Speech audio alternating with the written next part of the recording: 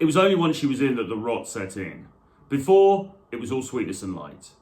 But once they've stepped over the threshold and they have the keys to your place, then everything changes. For good. Perhaps it's inevitable.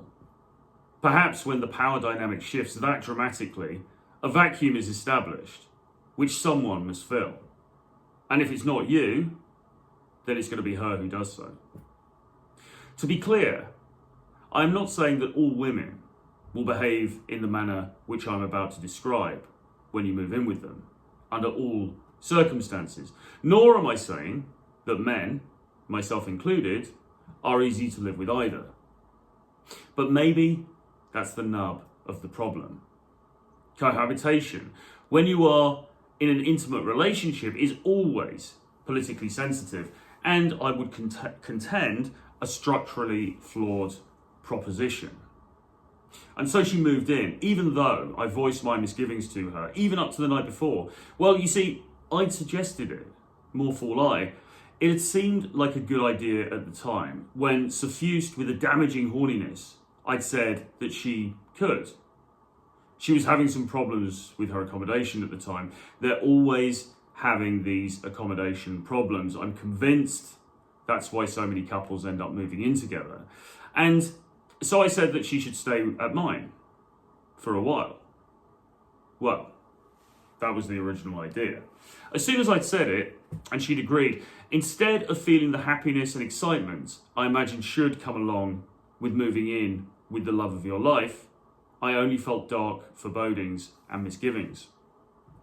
Maybe I was a little hasty, I thought. Maybe I was a little hasty, I said to her on the phone. Maybe it's a little early for us to be doing this. We'd only been dating for 6 months or so. It's too late, she said. It's all arranged. I've told my parents and everything. Well, that logic was undefeatable. And so moving in day came, and she arrived in her parents' car with boxes and boxes of stuff. Clothes and shoes, of course, but also other random domestic clutter I'd never even considered before. Pots, pans, plates, and a huge gong-like wok. Chintzy ornaments, childhood books, and so on. I was mildly horrified as I saw all this detritus being carried into my home, and like Christ being forced to carry his own cross through the streets of Jerusalem, I was compelled to assist with their carriage. But what could I do? The die was now cast, the stage set. There was no turning back. The first night, it's a blur now.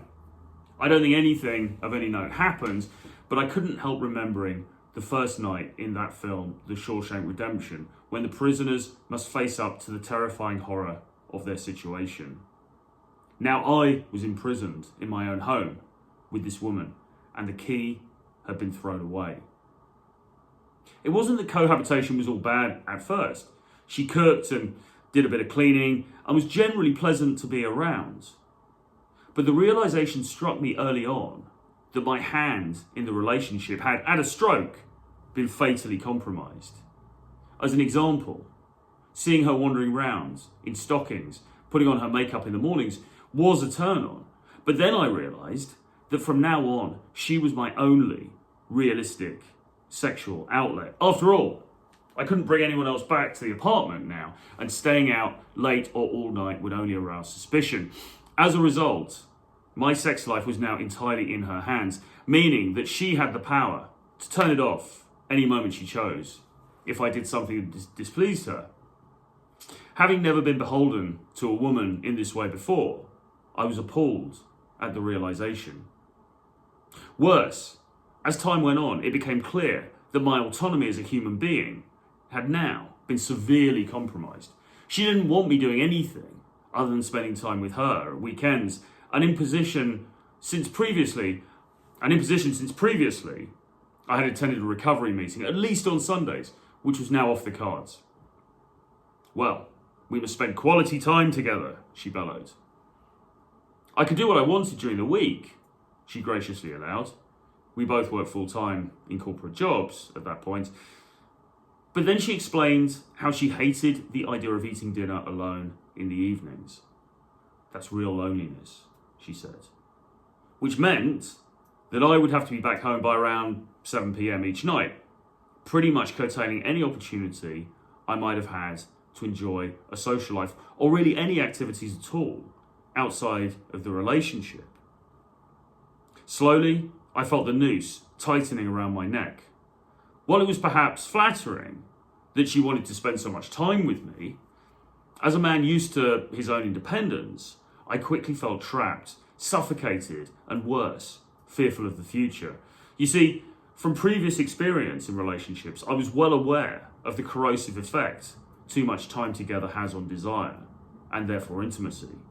I could see, well ahead of time, that the regime of enforced 24/7, strictly monogamous togetherness she seemed to crave was actually a recipe for disaster that would likely lead to her losing interest in me and making my life progressively harder as time went on. Beyond that, though, as I expressed to her at the time, all of this was simply too much too soon. It's not that I'm so vehemently opposed to relationships and the need for compromise that such things are anathema to me, but I also felt strongly that I needed some time to acclimate myself to the new situation, and it seemed to me that she wanted to go from 0 to 100 miles per hour immediately, which made me extremely uncomfortable. Of course, there are two sides to every story, and doubtless her recollection of events would differ, but it seemed to me that she was overplaying her hand, that having moved in, she was now moving as quickly as possible to consolidate her power in the relationship and to ensure that I was cut off as much as possible from any outside temptation, influence, or help. Perhaps this was exacerbated by her notion of me as being something of a player, and she believed that it was necessary for her to act quickly and decisively to stop me from straying and hurting her. But for me, it was all too much, too soon. Resentment and anger built up rapidly, and I tried to end things about 3 months in, but she successfully talked me round. At the 6-month mark, though, nothing had changed and enough was enough. There was a huge falling out, and I asked her to leave. To say that she was unhappy was an understatement, and the ensuing breakup was traumatic, to say the least. But ultimately, it was the right decision for both of us. Understand, there is a huge qualitative difference between being in a boyfriend-girlfriend relationship with a woman and living with her. In the latter case, your autonomy, time, and even your finances are affected hugely. I'm not saying that every experience of cohabitation will mirror what I've described, but you must be on your guard because literally everything changes once you share door keys. So be aware, vigilant, and on your guard at all times. If you'd like to support me and my work, then you could join my Patreon for just $5 per month. Link below. You will get an exclusive preview video like this one once a week, plus you can ask me questions for future videos. If you'd like a free call with me to discuss your own particular dating situation, then hit the link in the description below. You can also check out my bundle of 11 books about dating, sex, and the dating marketplace. It's called Renegade Dating Blueprint. Again, the link is in the description below. See you next time.